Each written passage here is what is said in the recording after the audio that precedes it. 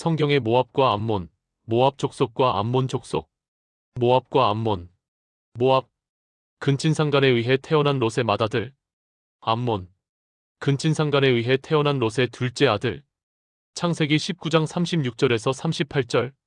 이와 같이 롯의 두 딸이 자기들의 아버지로 말미암아 아이를 베니라. 맏딸은 아들을 낳아 그의 이름을 모압이라 하였는데 바로 그는 이날까지 모압 족속의 조상이며 작은 딸도 아들을 낳아 그의 이름을 베남미라 하였는데 바로 그는 이날까지 암몬 자손의 조상이니라. 소돔과 고모라의 멸망에서 목숨을 구한 롯과 롯의 두 딸이 동침하는 폐륜으로 모압과 암몬 족속의 조상이 태어났습니다. 과거의 습관을 벗어버리지 못한 자들의 삶이 죄악의 열매를 맺습니다. 산에 거주하는 롯. 천사에게 소알에 거주하도록 부탁했던 롯이 이제는 소알에 거주하기를 두려워하여 두 딸과 함께 산으로 올라갑니다. 롯이 왜 소알을 떠나 산에 거주하게 되었는지 성경은 설명해주지 않습니다. 두 딸을 제외한 모든 것을 잃어버린 롯이 또 무엇을 두려워했는지 알 수 없습니다. 소알을 멸하지 않겠다는 하나님의 말씀을 신뢰하지 못할 만큼 롯은 두려움에 빠져 있습니다.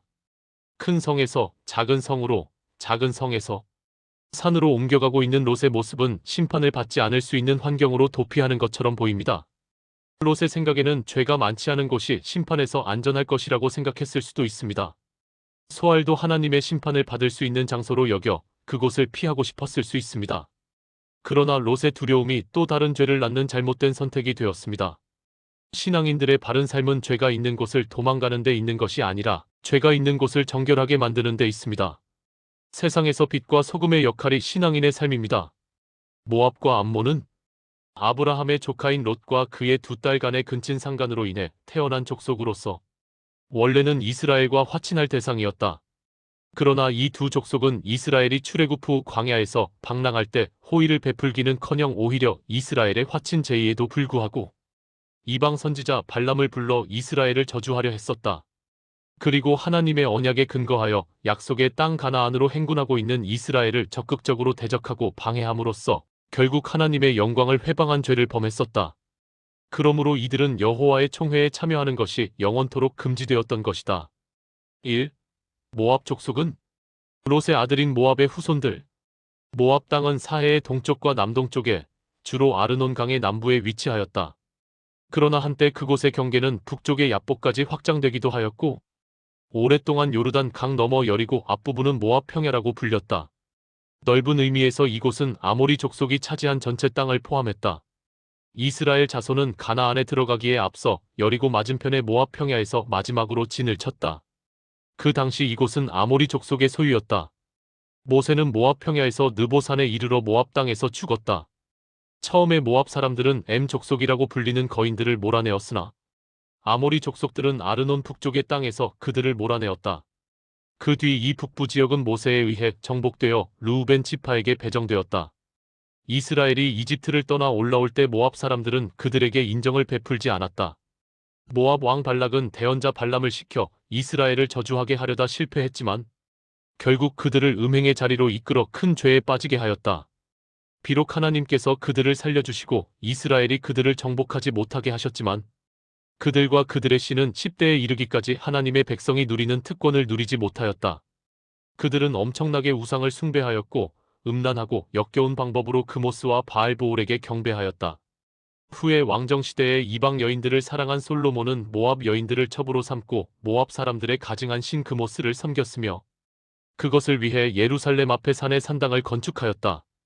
재판관들의 시대에 엘리멜렉이라 하는 베들레헴 사람은 기근을 피해 모압으로 이주했다.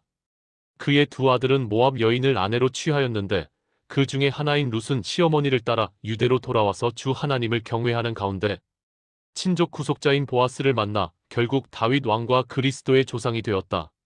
룻의 시대와 같이 그들과 이스라엘 사이에 평화가 있던 때도 있었으나 에글론과 사울과 다윗과 요람과 여로보암의 시대처럼 서로 적개심을 품은 때가 거의 대부분이었다. 그들은 느부갓네살을 도와 유대인들을 대적하였고 그 후에 포로로 잡혀가기 시작했으며 그 뒤에는 아르논 강의 북쪽 지역을 되찾은 듯하다. 대언자들은 하나님과 그분의 백성에게 유전적으로 적개심을 품은 그들을 향하여 경고의 말씀을 기록하였다. 2. 암몬 족속은 롯의 아들 베남미 즉 암몬의 후손. 그들은 유다의 동부 지역에 거하던 거인들인 삼순 족속을 멸하고 그들의 땅을 차지하였다. 그들의 영토는 아르논에서부터 야복까지 또 요르단에서부터 아라비아까지 이어졌으며 그들의 수도는 야복에 위치한 라빠 혹은 라파스 암몬이었다. 모세 시대에 그들은 아모리 족속에 의해 동쪽으로 밀려났으며 가나안으로 가면서 모세는 주님으로부터 그들을 공격하지 말라는 명령을 받았다. 그들은 극심한 우상 숭배자들이었으며 특히 몰렉 신을 섬겼는데 이것은 농경신 세턴이다. 재판관들의 시대에 암몬 사람들은 모압 왕 에글론이 이스라엘을 침략하는 것을 도왔고 그 후에 길르앗을 정복하려 하였으나 길르앗 사람 재판관 입다가 이들을 크게 사륙하여 격퇴시켰다. 그 이후에도 암몬 족속은 여러 차례 이스라엘을 위협하고 괴롭혔으며 이로 인해 대언자들은 그들에게 주님의 준엄한 심판을 경고했다.